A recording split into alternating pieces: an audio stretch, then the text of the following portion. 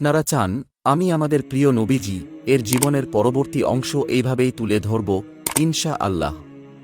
তাই অবশ্যই চ্যানেলটি সাবস্ক্রাইব করে পাশে থাকুন। 20 নবীজি এর প্রত্যেক কথা কি কুরআনের আলো? আপনি এই প্রশ্নটি খুব সুন্দরভাবে করেছেন। এর উত্তর হল হ্যাঁ, আমাদের প্রিয় নবী এর দ্বীনি বক্তব্য, দাওয়াত, হিদায়াত, শিক্ষা সবই ওহির আলো। কুরআনে আল্লাহ বলেন, তিনি নিজের খেয়াল খুশি থেকে কথা বলেন না। এটা তো ওহী ছাড়া আর কিছু নয় যা তাঁর প্রতি প্রেরণ করা হয়। সূরা আন নাজম 53-3-4। এটার মানে কি? এর মানে দ্বীনের ক্ষেত্রে নবীজি এর শিক্ষা, ব্যাখ্যা, হুকুম, পথনির্দেশ সবই আল্লাহর হিদায়াতের অধীন। তাই আমরা বলি কুরআন হল আল্লাহর কালাম আর সুন্নাহ হল সেই কুরআনের জীবন্ত ব্যাখ্যা। উদাহরণ, কুরআনে নামাজের হুকুম আছে, কিন্তু কিভাবে নামাজ পড়তে হবে সেটা শিখিয়েছেন নবীজি। কুরআনে যাকাত আছে, কিন্তু কিভাবে, কত, কখন তা ব্যাখ্যা করেছেন নবীজি। কুরআনে হজ আছে, কিন্তু হজের বাস্তব পদ্ধতি দেখিয়েছেন নবীজি। অর্থাৎ কুরআন হল নূর আর নবীজি সেই নূরকে জীবনে কিভাবে ধারণ করতে হয় তার পরিপূর্ণ মডেল। 21 মিরাজ, আমাদের নবীজি কিভাবে মিরাজে গিয়েছিলেন? এখন আসি আপনার খুব প্রিয় ও গুরুত্বপূর্ণ প্রশ্নে। মিরাজ কি? মিরাজ 2 অংশে বিভক্ত। 1 ইসরা অর্থাৎ রাতের সফর মসজিদুল হারাম মক্কা থেকে মসজিদুল আকসা বাইতুল মুকাদ্দাস পর্যন্ত। 2 মিরাজ অর্থাৎ সেখান থেকে আসমানসমূহে আরোহণ। কুরআনে মিরাজের প্রমাণ আল্লাহ বলেন, পবিত্র ও মহান তিনি, যিনি তাঁর বান্দাকে রাতে ভ্রমণ করিয়েছেন মসজিদুল হারাম থেকে মসজিদুল আকসা পর্যন্ত। সূরা আল ইসরা 17-1। কুরআন (2) এই আয়াতে ইসরা স্পষ্টভাবে এসেছে। আর মিরাজের বিস্তারিত এসেছে সহিহ হাদিসে, এবং সূরা আন নাজমের আয়াতগুলো এ প্রসঙ্গে তাফসিরে আলোচিত। কুরআন (2) মিরাজে নবীজি কিভাবে গেলেন? সহিহ বর্ণনা অনুযায়ী জিবরাইল আসেন নবীজি কে প্রস্তুত করা হয়, তাকে এক বিশেষ বাহনে আরোহণ করানো হয় যার নাম বুরাক। এটি সাধারণ ঘোড়া নয়, এটি আল্লাহর বিশেষ সৃষ্ট এক বাহন।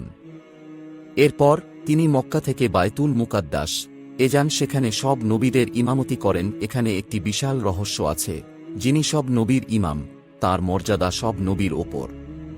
অর্থাৎ আমাদের প্রিয় নবী মুহাম্মদ মুস্তাফা এর মর্তবা, মর্যাদা আল্লাহর কাছে কত উঁচু তা এই একটি ঘটনাই বুঝিয়ে দেয়। 23 মিরাজে তিনি কি দেখলেন? এরপর নবীজি কে আসমানে উঠানো হয়। তিনি বিভিন্ন আসমানে বিভিন্ন নবীদের সাথে সাক্ষাৎ করেন, যেমন হযরত আদম, হযরত ঈসা, হযরত ইয়াহিয়া, হযরত ইউসুফ, হযরত ইদরিস, হযরত হারুন, হযরত মুসা, হযরত ইব্রাহিম। তারপর তিনি পৌঁছান সিদরাতুল মুনতাহা পর্যন্ত, এক এমন মাকাম যেখানে সৃষ্টির সীমা এসে থামে। এখানে ভাষা থেমে যায়, কলম থেমে যায়, বর্ণনা থেমে যায়, কারণ এটি হল হাবিব এর সেই বিশেষ নৈকট্য যা অন্য কোনো সৃষ্টিকে দেওয়া হয়নি। 24 মিরাজে কি ফরজ হয়েছিল? মিরাজে উম্মতের জন্য যে সবচেয়ে বড় উপহার আসে তা হল 5 ওয়াক্ত নামাজ। প্রথমে 50 ওয়াক্ত নির্ধারিত হয়েছিল, পরে কমিয়ে 5 ওয়াক্ত করা হয়, কিন্তু সওয়াব রাখা হয় 50 এর সমান। এখানে একটি গভীর রহস্য আছে, নামাজ হল মুমিনের মিরাজ। অর্থাৎ আমাদের নবী কে যে রাতে আসমানে ডাকা হয়েছিল, উম্মতকে তার স্মৃতি দেওয়া হয়েছে প্রতিদিন 5 বার। 25 মিরাজ কি শরীরসহ হয়েছিল নাকি শুধু স্বপ্নে? আহলে সুন্নাত ওয়াল জামাতের শক্তিশালী অবস্থান হল নবীজি এর ইসরা ও মিরাজ শরীর ও রূহ উভয় সহ বাস্তব ঘটনা। এটার পক্ষে বহু তাফসিরে স্পষ্ট আলোচনা আছে। কুরআনে বিয়াবদিহি তাঁর বান্দাকে বলা হয়েছে, আর আব্দ বলতে শরীর রূহ মিলিত সত্তাকেই বোঝায়। কুরআন (2) অর্থাৎ আমাদের নবীজি বাস্তবভাবেই সেই মহাসফরে গিয়েছিলেন। 26 কেন আমাদের নবী এর মর্যাদা সবচেয়ে উঁচু? এ প্রশ্নের উত্তর কেবল আবেগে নয়, দলিলেও আছে।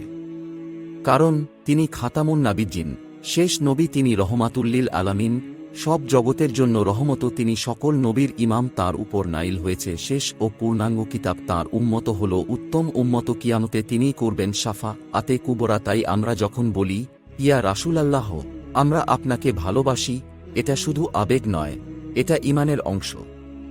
২৭ নবীজি এর শৈশব থেকে নবুয়াত পর্যন্ত এক লাইনে সারাংশ, চলুন পুরোটা একসাথে দেখি।